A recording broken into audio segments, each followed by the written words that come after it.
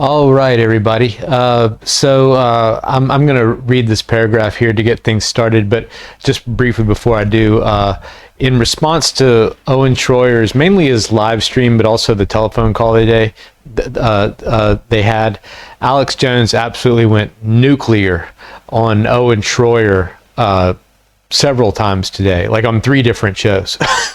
I mean, he's like super pissed. But let me get through this paragraph and then we'll jump into that. InfoWars founder Alex Jones has intensified his feud with former host Owen Shroyer, labeling him a traitor and accusing him of backstabbing the organization after Shroyer's sudden departure, citing creative differences. Shroyer announced his exit on September 1st, 2025 during a live stream on X, and has since launched a fundraising campaign for an independent news platform, raising over $12,000. While Jones dismissed Shroyer's claims of no raises since 2018, calling his departure a publicity stunt. Concurrently, ZeroHedge reports market volatility, signaling a potential major disruption alongside geopolitical developments, including Chinese President Xi Jinping's military parade unveiling a nuclear triad with Russia's Vladimir Putin and India's Narendra Modi at a Shanghai Cooperation Organization summit, underscoring a strategic alignment, challenging Western influence, and raising concerns about global isolation dynamics. This also ties in a bit to Trump tariffs. You may recall that like everything seemed fine with India, like we're allies with them, until there was a tariff issue, and all of a sudden India is like really buddy with well, basically they're Asian partners all of a sudden. So for anybody who hasn't seen it, I'm just going to very briefly show this, but Owen Shroyer did this massive live stream, and this was the part that I thought was really interesting when he announced his new network, which is because he couched it by, he was kind of making it sound like he just suddenly left InfoWars. But then all of a sudden he's announcing a new network. So let's have a look at this. Not in Travis County, but probably somewhere south or north of Austin, in a neighboring county, either Hayes or Williamson. And I'm going to build a big professional radio studio. And I'm still kind of in the early phases since this all just happened today. But yeah, it all just happened today. But watch this. I'm going to launch a news network. I already have it ready to go. It's going to be called the Win. So it all just happened today. He's got it all ready to go, and he has a logo right there. How do you have a logo, but all this just happened today, and it's so surprising? It's called the Win Network, World Independent News. Anyway, I just wanted to show that. I'm just going to leave it right there. I wanted to get that in last night, but I didn't get it right. Yeah, so it suddenly happened, but I have it all ready to go.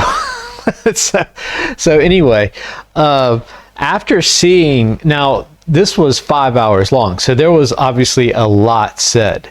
So after seeing the things that Owen Shroyer said, Alex Jones comes storming onto Harrison's show this morning, and this was his response. By the way, this over here, this is Rex Jones, Alex's son, and like I just think the way he's reacting here is hilarious as well. He just looks like oh boy, my dad's having a temper tantrum. He kind of looks embarrassed. It's so funny. But this is Alex's reaction here. So let's have a look. Oh, I just wanted to say really fast, like I am laughing a lot at this, but getting into e-drama is not my thing. I would rather be doing the kind of stuff I have here where I'm talking about the news. But when it comes to this InfoWars thing, I watch Alex Jones and InfoWars just about every day.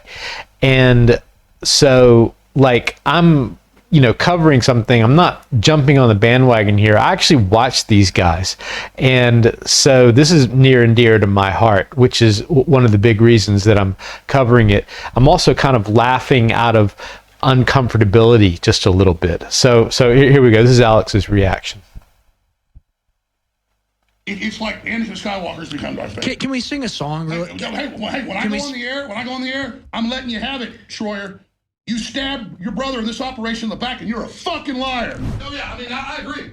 I didn't realize how upset you were. It's totally normal to go and do innuendo that you've been censored and controlled and got to go because you're talking bad about Trump and this stuff. And then later, hours later, go, oh no, he didn't censor me. All set up to boost himself off of lying about me. I don't ever get involved in infighting. When I've known somebody 10 years and they've been my friend, but he's gotten really dark, didn't talk to the crew the last 2 years. And so it's like a different person. I'm not here to be the villain for somebody's lie. So wait till you hear his phone call to me yesterday. He literally talked to me like I was a crack whore and he was a pimp. He's like, yeah, well, if you're desperate, pay me more, I'll stay. But I'm going to promote my new show on InfoWars, huh? Let's take the high road. Really nice. I might do a week. That's Rex Jones. He just said, let's take the high road. He knows exactly where this is going. This is his dad. Look at his hand over his face. It's so funny. Oh my God. But you know, at the same time, I mean, I care about these guys. Like I said, I watch Alex Jones like almost every day. I was like, man, this is really hurting my feelings, dude. No, it's all right. You don't have to come in. I hung up, started fucking crying, and then he goes on fucking air and lies about me. Fuck you, you fucking piece of shit. I won't fucking take people stabbing me in the back anymore. Fuck you. Look at the way Rex Jones's face just ends up there. He's just like, yep, that's my dad. Anyway, that's how that one ended. Get ready. Yeah. Move on to the next one here. This is when he's on his show. Biter. You are a snake. You are a rat. You are a fraud. You are a backstabber. You are a handbiter. You are a disgrace. And I don't know if it's his personal life. I don't know if it's stuff he's smoking. But I've seen a lot of people get paranoid, you know, that smoke pot and go nuts. But I mean, I can just tell you this right now, that I'm not here to be shit on or stabbed in the back. This crew isn't your punching bag, and we did nothing to you but be loyal. And your little 5-hour extravaganza of little puppy dog that doesn't know why, and he just wanted to come back and shake my hand. He starts talking to me like he's literally a pimp, and I am a crack whore. He's like, here's how it's going to be. I'm leaving. And blah, blah, blah. Well, what's the problem? What's the thing? Well, I mean, what can we do? I mean, you know, I don't understand. He's like, well, it's just gone on too long and whatever. But I'll tell you this, if you're really desperate, you can pay me more money. But I'll tell you this, I'm going to promote my new show on InfoWars. And I went, which again, I'm not even against him having a show. If he was nice, I was just like. Okay, that's enough of that. I just want to make it clear a little bit about me. I'm not a team guy. You know, I'm not a guy who goes, well, I'm Team Alex or I'm Team Owen. That is just not me. But I will tell you, I am pretty decent with human behavior. And I will tell you what I see. What I see is a guy who's defending himself, and liars don't often do that. And you know, Owen Shroyer got out first with his big live stream and told his side of the story first, and then Alex comes out just furious and absolutely 100% defending himself in every kind of way. And so here he is continuing to defend himself. In my experience, a liar's defense pretty much consists of, no, I didn't. Not, let me break it down point by point by point about how you lied about this, you lied about that, and no, I didn't. And no, the liars usually don't defend themselves that way. Lawyers can for liars, but the liars themselves, not so much. So here's the next thing here. I mean, I've got, and we're checking with lawyers right now, but I've got his tax, filings. I've got what he's paid. I've got everything here. Said he hadn't had a raise since 2018. Not normal lawyer behavior. Oh, here, I've got everything. I mean, of course, to my knowledge, he hasn't published this. I wouldn't want to read it. I don't want to go read the documents or anything. But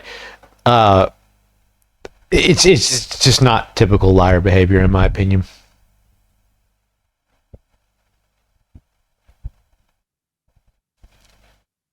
Since 2018, he's had multiple raises of $80,000 on top of what he was paid before, and huge bonuses. Have it all right here.